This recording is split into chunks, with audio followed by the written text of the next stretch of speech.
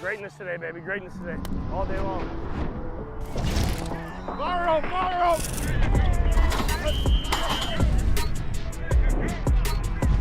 Oh yeah, put him back here.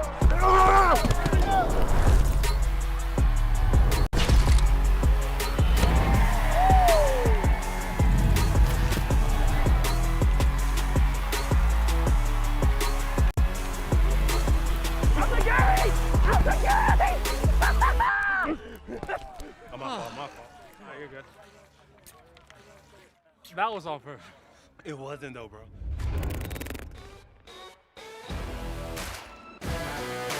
In 13 years of Andy Reid's camps as a Kansas City Chiefs head coach, they followed a similar pattern. Ramp up to a push. A back off, ramp up, push. Welcome to the first push, the third straight day in pads. Hi, everybody. I'm Mitch Holthus, voice of the Chiefs, along with senior team reporter Matt McMullen. And just a reminder that our coverage of training camp is brought to you by the awesome folks at Mosaic. They are the official training camp partner of the Chiefs and the official health care provider for the Chiefs during training camp. They're amazing in what they do in the four-state area of southeast Nebraska, northeast Kansas, southwest Iowa, and northwest Missouri. And they are part of the Mayo Clinic Care Network. We have seen these pushes before, third straight day in pads. It's hotter than blazes out here.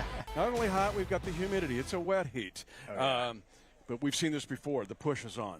You think when Coach plans this all out, he's like, I want the third day in pads to be 86 degrees and 80% humidity here at just 10 in the morning. It's blazing hot out here, and you might think he's taking it easy on him here as we're getting into pads. No. This is a 2-hour and 25-minute practice, longest practice of camp so far. We've had one-on-one drills and pass protection, 9-on-7 running drills, a long drive drill, I think, a little bit later. This is a very difficult day, but this is also when you find out who your best players are going to be. No question. And you Chiefs fans love great starts in September and great finishes in December and a run in the playoffs. That's why this is going on right now. It is all calculated and contrived, but it is the push, and it is not easy for this team. Now, in this live stream, we want to dive into a couple of specific areas like we did in the last one, but we're going to start with the defensive backs. And at the head of the class is the Chiefs All-Pro DB, and that is Trent McDuffie. And when you look at his game, he waited all this time for getting an interception, and then it came in bunches in back-to-back weeks.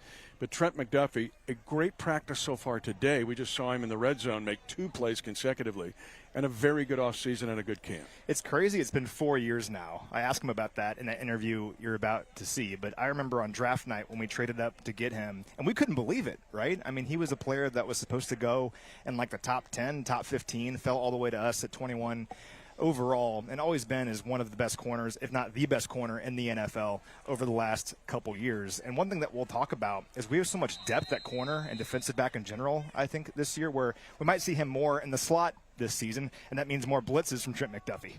He is the best slot blitzer in the National Football League, and you're going to address it with him, but he studies it and he works at it. There's a couple stats, though, because people go, where's the interceptions? A couple stats that come to mind. In the playoffs, keep in mind he's 9-1 as a cornerback in the playoffs. He has 13 passes defensed in 10 playoff games. Wow. His rush on Brock Purdy basically wins Super Bowl 58. We don't have rings if he doesn't make that play. No one talks about it either. It's forgotten. But if he doesn't make that play on that corner blitz and break up that pass, the Niners are going to hit a chip shot field goal to win the Super Bowl. We don't go to overtime. None of that happens. I mean, Trent's just incredible. So many great plays in that game. The one on Debo, deep down the field. I mean, Trent is just incredible, and once again, expecting a huge year from him. He just made one a bit ago, right at the pylon and goal line against Rashee Rice. The other thing that comes to mind here, 133, this is a cornerback, 133 solo tackles in 3 years. Yeah. You just don't see that in corners many times because they're like, one of the safeties and backers, you go get them. But Trent McDuffie's the opposite of that. Well, that's the thing as well. Before he had the interceptions, he still had the forced fumbles. No one talks about that with corners. They're like, why doesn't Trent McDuffie have an interception? Well, he was forcing fumbles like every other week there for a while. Just an incredible all-around player and a great human being as well, and an incredible leader who's really growing into that role as, at this point, one of the older guys in this defensive back room. No question. And don't forget the play in Germany either, which had a sequence of events against Tyreek Hill. All right.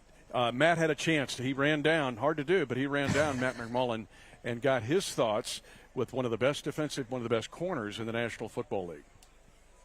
All right, down here with Trent McDuffie. And Trent, people always talk about the first day of pads, how difficult that is. I feel like the second day of pads is the hardest day of camp, though. How'd you get through today? You know, the weather was nice to us today, so I'll give it that. We got a nice little breeze going, but, man, it's football. You know, it puts a smile on your face, knowing you're back in pads, knowing you can get a little physical. You can finally play some real football out there. So coming into camp, I mean, year 4 for me, I already know what it's going to be like, you know, the long drive drills. It gets tough, but I think just the chemistry and just the overall team atmosphere has been so positive, and it really seems like we're off to a good start. Year 4, that's crazy. Yeah. Time has flown by. You're a veteran now. Is this defense for you at this point just second nature? Honestly, yeah. Definitely with Spags, you know, you got to be on your P's and Q's because he'll throw some curveballs in there, and, you know, we definitely make some tweaks and adjustments to the defense, but overall, I feel like my understanding of the game, understanding of the football where I need to be is at an all-time high, and I think that just allows me to play so much faster and be a way better communicator this year, which is something I've been focusing on. And you're so versatile. Let's talk about you in the slot a little bit. You've been doing a little bit more of that here in this camp like you did a few years ago, particularly as a blitzer. How much do you enjoy that? I love it. I mean, you know, my favorite story is when I say, you know, every time I get a blitz, I start smiling. So for me, I feel like I really just got to focus in on what it means to be a blitzer, really, in this defense. I mean, yeah, it gets to the quarterback, but like I always tell everybody, I know what it's like to be on an island. You know, I know what it's like when it's cover 0 and everybody blitzing and the quarterback knows it. So for me, it's really getting back to the quarterback to help my buddies out on the back end. So this year, I'm looking forward to it. You have so much depth in your room, I feel like, bringing in a young guy like Noel Williams. Haven't seen Christian Fulton yet, but we know what he can do. What do you think of your room this year? I'm excited, you know. I think the chemistry throughout the room, we've all played with each other for a few times, got a Super Bowl ring with a few of them, and just the confidence is there, you know. So I need to come back to just getting back into the swing of things, you know, the communication aspect of it, working on our skies a little bit more, but I feel like all the rookies that have come in, the new guys that have come in, everybody's picking up this defense really well. And I feel like we're just a group that constantly wants to learn, constantly wants to help each other, and that's really starting to show on the field. And D-Bet, Demand Better, was the rallying cry last year. Do you have one this year on defense? It's be bold and be courageous, which I think is really just an attitude thing. You know what I mean? When you want to play in Coach Spags' defense, you got to be confident, you got to be bold, and you can't be scared to make a mistake, you know? So we just got to go out there and fly around. All right, go cool off. I appreciate you. Man, appreciate you. Excellent performer at corner, we know that, but there's a lot more to Trent McDuffie and what he does in mentioning his tackles and his ability to do the dirty work and the little things that you don't necessarily see. And he's so versatile, can do just about everything, and that's a Steve Spagnuolo kind of player, right? You can put him outside on an island with one of the best receivers in the league, he'll be just fine. But if you put him in there in the slot, the offense really freaks out because what is he going to do? Like you've talked about so many times, he doesn't blitz like a corner. He blitzes like an edge rusher. And there are so many examples of that where he just blows up plays before they can even get started because the offense didn't even know it was coming. I love the fact that he has watched video of edge rushers. And it's just, he's special. Now let's get into the DBs. This is the most populated group of any of the position groups. There are 19 defensive backs. Now, this gets a little sketchy because of the way Spags and David Merritt is a safety, a corner, a safety. It gets somewhat blended. But overall, 12 corners, 7 safeties, maybe 11 and 8 if you really want to kind of split hairs here. But let's take the corners first and foremost. Now, one of the things that would be a discussion or a concern is Christian Fulton hasn't been out here yet. But you're looking at guys who have played a lot. Another guy 9-1 in the playoffs. When you look at Jalen Watson, you look at Najee Johnson, who came back from the knee injury suffered here in 2023 to come roaring back to help this team last year get back to the Super Bowl. But the cornerback position, and then Noel Williams, the rookie out of Cal, is right there on the depth chart and moving up. It's an interesting group to watch. You'd like to have Fulton out here, but a guy like Joshua Williams is fighting for a spot on this team. Yeah, Christian Fulton is the big one for me. We need him out here. Hasn't practiced yet. He's currently on the physically unable to perform list. He had cleanup surgery on his knee in the spring, so it's not like it was a surprise or anything, or he got hurt in day one. Just hasn't been able to participate yet. But hopefully we'll have him out here soon, because I really think he changes the whole dynamic of our secondary. Yep. I mean, this guy is a big-time outside corner. 87% of his snaps were on the outside last year, and Pro Football Focus ranked him as the number 15 overall corner in the NFL. You add a player like that to an already very strong room, gives you lots of flexibility with Trent McDuffie. And Noel Williams, you mentioned him. I'm excited to see what he can do over the next few weeks, because just big-time numbers at Cal. Led the FBS with 7 interceptions last year, included a 40-yard pick 6 on Cam Ward, number 1 overall pick in the draft. His 14 total interceptions ranked second of any player in the draft class. He was durable, 50 career starts, and you'll love this. He tackles. He was considered one of the best run-defending corners in this entire draft class. Just sounds like if you went into a lab and designed a corner, it would be Noel Williams or Steve Spagnuolo. Yeah, in this system for sure. Yeah, so I'm looking for him to hopefully elevate over the course of this camp, but I think the big question right now is getting Christian Fulton out there. You always hear ball hawk, Mike Edwards, a safety. We'll talk about him in a bit, but a ball hawk at corner, Noel Williams is that. He not only has all those 14 picks, he also, when you look at, he's got not only the pick 6 against Cam Ward, 4 scoop and scores. 4 scoop and scores. So with a guy like Noel Williams, it's you align, you got your assignment, but then there's this awareness. Where's the football? Because that's, and we've seen it with guys in the National Football League that just have this ball, they're magnetized to the ball and they're aware of it, looking to punch it out, looking to pick it up. Chamari Connor's got this too. But Noel Williams, number 20, is a guy to watch here. Christian Roland Wallace, to me, is another guy that's interesting, because we saw him, the interception against Brock Purdy last year, undrafted free agent that made the team and kind of got forced into some action. But your thoughts on Christian Roland Wallace? Yeah, well, I remember last year during the 3rd preseason game, because I was doing sideline for preseason TV, I was interviewing Drew Tranquil, and I asked him just a general question about the defense as a whole and what he was excited about. And he starts rattling off players. He's like, you know, when you're a group like us and you have Chris Jones and Nick Bolton and Chris Roland Wallace, and in my brain I'm like, did he just say Chris Roland Wallace? Like, that's in that group? And that was kind of foreshadowing how Chris was going to make this team, playing 17 games, pick off Brock Purdy during the regular season, and help this team quite a bit when, you know, Jalen Watson got hurt mid-year. So that's why camp is so important, because there's going to be players that maybe you haven't heard of that elevate over the course of camp. And last year that was Chris Roland Wallace. The challenge now for him is to repeat that, because nothing's guaranteed. So far, I mean, just in terms of guys making plays, he has made plays out here. Let's see if he can keep it up. And 3 special teams tackles. And so trying to work your way on this team, if you become a 4-core special teamer, or 3-core in this case, then you can make this team. Now the safeties, I'm excited about this group. I'm excited about this group. This is a young and feisty group. Chamari Connor, we can start with Brian Cook, because he came back from the injury, missed the run in 2023 to win Super Bowl 58, had the interception in Super Bowl 59. But I'm going to throw 3 safeties in here together because they rotate so much. They're in there together, or they're in there as a triumvirate. But it's Brian Cook, Jaden Hicks, ball hawk, ball awareness there, and Chamari Connor. And when I talk to some of the DBs and some of the defensive coaches, I say Chamari Connor, they go player.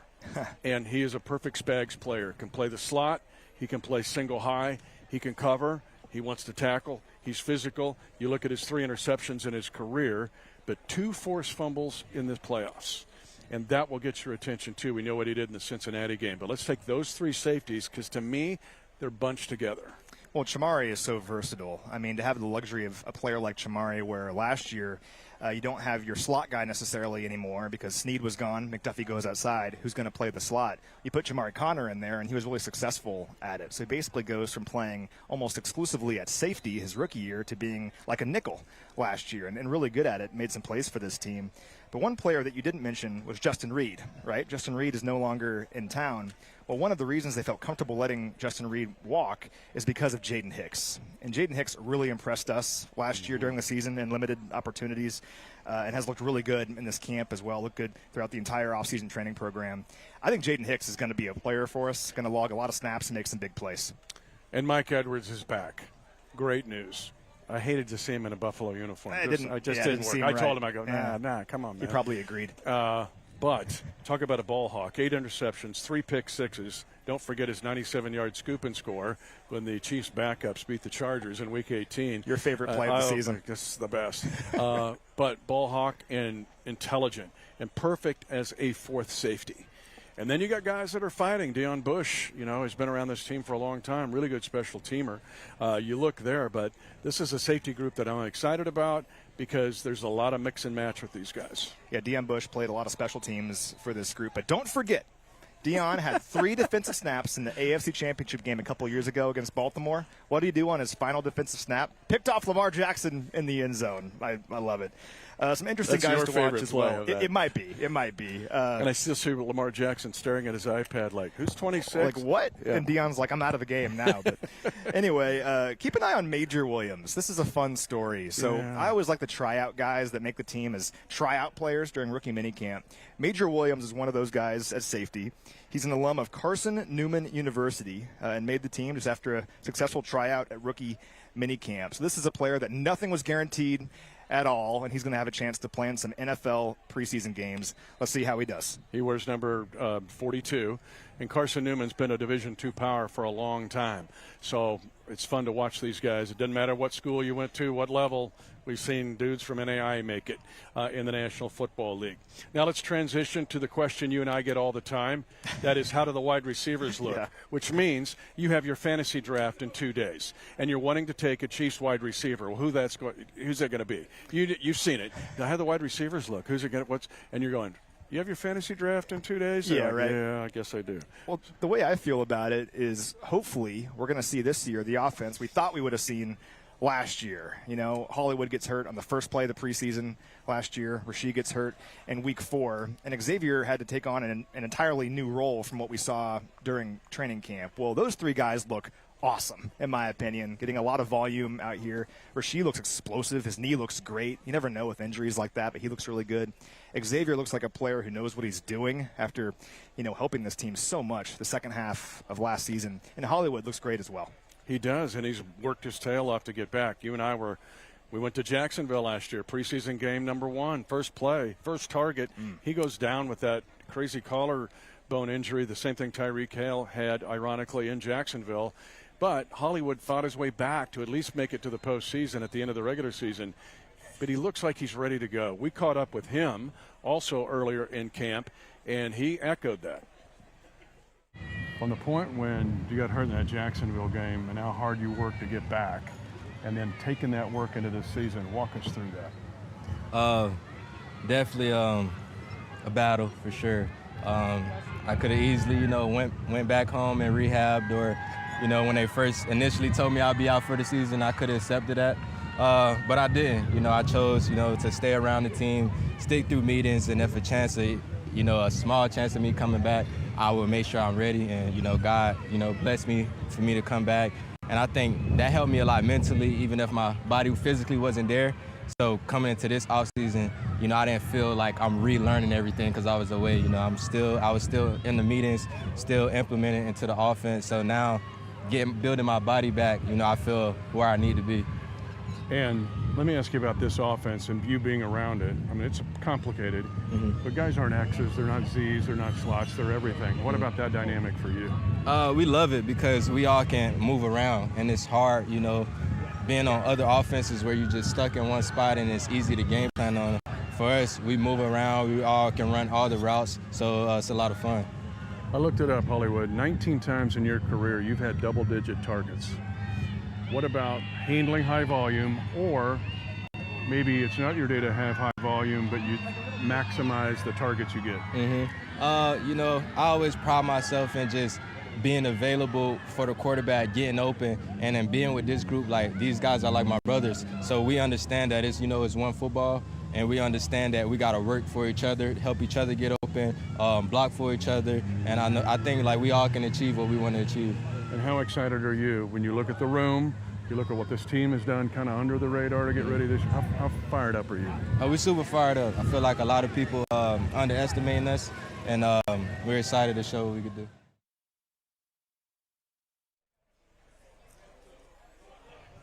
Let's don't forget Hollywood Brown was a first-round pick of the Baltimore Ravens. When you looked, 12 catches of 40 yards or more, in his career. 6 of those were touchdowns. You look at, and I mentioned this in asking him, he's been a high-volume receiver. 18 times in his career, he has had 10 or more targets in a game, and 322 postseason yards in 3 games with Baltimore back in the 2019 and 2020 season. So it's there. We got excited about him walking down the hill last year when we saw 1, 4, and 5 together, and then first preseason game, poof.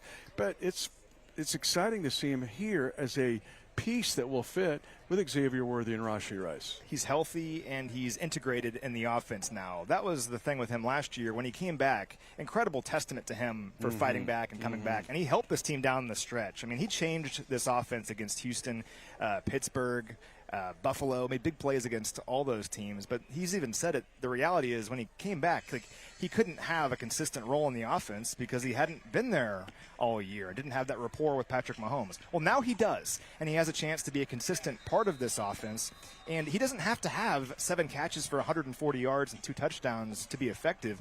I think if Hollywood contributes with 5 targets, 3 catches, 45 yards a game, changes everything compared to what we had last year because it opens everything else up for Rashee and Xavier and Travis Kelce too. One thing the NFL has in common with the NBA, you always look for the runt pig. So you get a team that's involved in nickel or dime, you look at their weakest defender. Who is your next best receiver to attack that weakest defender? If that's Hollywood Brown in a 3-wide set, I'm telling you, he's going to be better than most of the nickels or dimes or a safety, which would be deadly, to try to cover him. And that's where I think that we all waited for. It's not just the skill that they have, but what coach can do with scheme and attacking maybe a weak link in a defensive secondary.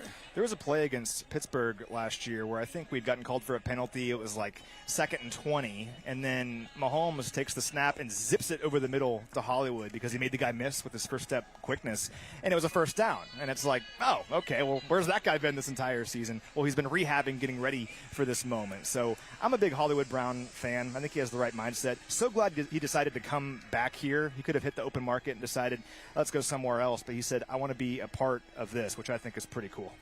Xavier Worthy, we saw him grow last year during the season. His 157-yard game in Super Bowl 59, but 31 of his 98 targets were in the last 3 regular season games he played. That's almost a third of his targets. So we saw his volume and targets rise, and now you throw in Rashee Rice, who has crushed it in OTAs and mandatory minicamp and so far in this camp, and now you see what we wanted to see last year. Yeah, if you look back at last season, everything changed for Xavier in the Buffalo game midseason. Now, I know we lost that game, but he had a great ball game in that one. And from that point on, he recorded at least 40 yards from scrimmage in each of his final 10 games during the year, including the postseason. So he was so effective down the stretch. He was our greatest weapon, I think, offensively during the second half of last season. And now he has that maturity. He has that experience. You mix that in with guys like Rashee, who will be back with Hollywood Brown. It's just very exciting. And Rashee, when you look at it, had 24 catches before his ACL injury in that game against the Chargers in L.A. If you project out his volume in those first 4 games through an 18, probably 17-game schedule, he wasn't going to play Week 18 either, it ends up being a 1,200-yard season. Yeah. That's the pace he was on. So we see that pace right now. And as a weapon out of the backfield as well. The swing passes, so difficult to stop. You know how difficult it is to do a football broadcast, by the way, with Levels by Avicii playing? We're in long drive drill right now, I think. The guys are doing 10 or 12 plays in a row in this seat. But anyway, I'm with you. When you have players like Rashee and Xavier and Hollywood, too, who aren't just guys who are doing things down the field, they're also behind the line of scrimmage. We've seen a lot of that during this camp. Just creates more problems for the defense. 13 wide receivers in this camp. 6 will make it. We know that Rice, we just wait. We all know that story. But then the next 3, we can lump these together, too. Juju Smith-Schuster, we've seen him change his career. Oh, yeah. And he's changed his career to be so effective. 2 97-yard touchdowns way back in his first 2 years with the Steelers. That was an NFL record. But we've seen him turn into the door hinge guy, turning into that pivot kind of route guy that opens the door for Kelce and everybody else. But Jalen Royals, curious, because he kind of tailed off a bit during the OTAs after flashing in the rookie minicamp. In this camp, we saw him make 2 plays today. What I'm excited about is blitz reads. We saw him in the red zone today. and you see the point guard basketball recognition with him, but I was like, keep your temper the enthusiasm about Jalen Royals. No, I'm enthusiastic about him. Well, he's tough and powerful. So if you look at his numbers at Utah State, he was a big play machine there with 10 catches of at least 50 yards over the last 2 years. That led the FBS. But you might be thinking, okay, is it just deep ball stuff where he ran by everybody and it was a 50-yard pass? No, he was running through defenders, forcing missed tackles. And what's kind of cool is Steve Smith, of course, the Panthers legend, was up here at camp the other day. And I was talking to him about our receiver group, and he didn't want to talk about Rasheed or Hollywood or Xavier. He wanted to talk about Jalen Royals because he's like, that's a player that I like. He plays like I played. So when you have a player like that who can play underneath, he's physical and tough, reminds me a lot of a younger Juju in a lot of ways. I love the dynamic of this group because if you have a guy like Jalen Royals eating up underneath, well, everything opens up downfield and vice versa with the speed demons that we have. I love the fact he went to Georgia Military Community Junior College for a year and then to Utah State. Earned it. This kid's a grinder, and yes, he's earned it. Same high school, though, as Evan Ingram and Bradley Chubb. God. So he's been around some athletes in his career. I'm going to throw Nico Remigio in this group. Yeah. We saw him with the returns last year, the 36-yard kickoff return against Houston, the 120 kickoff return yards in that game, but then the playoff return against Houston of 63 yards, and then the 41-yard punt return against Buffalo. Those were in the playoffs in big moments. Nico Remigio, we have seen him now for 3 years just continue to fight and grind, both as a returner and maybe as a sixth wide receiver. And Tyquan Thornton is a name to know as well. He's been one of the stories of this camp so far, I think. If you recognize his name, it's because he was like a highly touted pick not too long ago of the New England Patriots. Second-round pick in 2022. He ran a 4.28 40-yard dash at the Combine that year. Just blazing speed, right? And he was terrific during the offseason training program. The question was, can he keep it going with pads on? And during our broadcast, during 7-on-7, he made a great catch in the corner of the end zone. So he's been really good, and he's pushing to make this team. We'll see what he can do during the preseason. 2 touchdowns with the Patriots in that 2022 rookie year. But it'll be interesting. 13 wide receivers. We just have laid out 7. You're not going to keep 7. So you can do the math and do the thinking. And there's some young guys here to follow along as well. But excited about the group. If they can stay healthy, this is going to be what we thought we were going to have. And Pat Mahomes feels that too. He's got that vibe. And I talked with him earlier in the week, but he's got that vibe of, yeah, okay.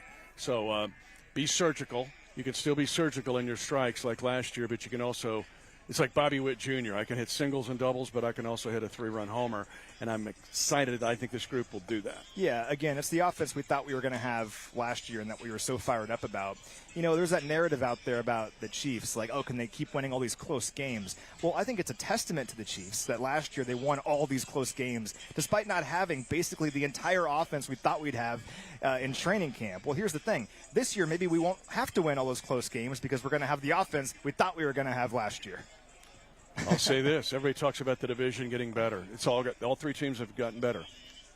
So have the Chiefs. Yeah. And nobody's talking about it. This team is better than the team that walked off the field in New Orleans in Super Bowl 59. Thanks to the folks at Mosaic. They are our partners here at training camp. They're the healthcare provider here at training camp. They're amazing in the 4 corners of the 4 states that they serve in the Chiefs Kingdom. And also, again, they're part of the Mayo Clinic Care Network. He's Matt McMullen. I'm Mitch Holthus, voice of the Chiefs. We want to bring you to camp and feel like you're here, no matter where you are watching around the globe, to understand that this team is doing good things. We're flying under the radar this year. That's okay. That's the way we like it.